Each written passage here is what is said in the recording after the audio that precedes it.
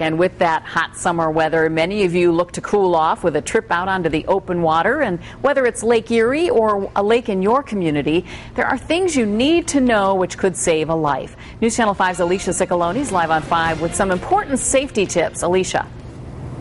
Well, Lee, you know, there is a huge party happening on Put-in-Bay Island this weekend. And of course, there's plenty of summer left to enjoy a ride on a boat. But experts are saying if you don't have the proper tools and plans in place, you could find yourself and your passengers in trouble. A whistle, flares, air horn.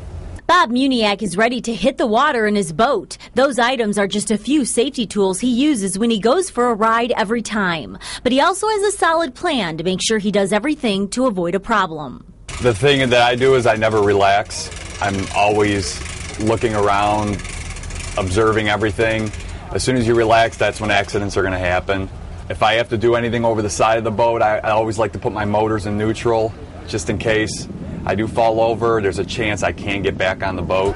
And this captain is completely against drinking on his vessel, especially when he's got a crew on board. If they want to have drinks, I could drop them off at Shooters and they could have some drinks there. The Cleveland Coast Guard agrees with Muniak's safety plan. In fact, Petty Officer Lauren Jorgensen pushes Bob's ideas to every boater to keep them safe and responsible. It's all about using common sense.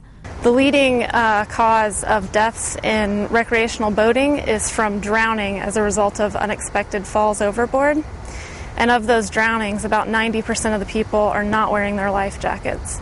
And communication with the Coast Guard is imperative to safe boating. A marine radio is a simple and effective way to do that. The Coast Guard monitors that radio 24 hours a day, 7 days a week. So if you get into trouble, someone will be listening. So we need you to be as cautious and as aware as possible.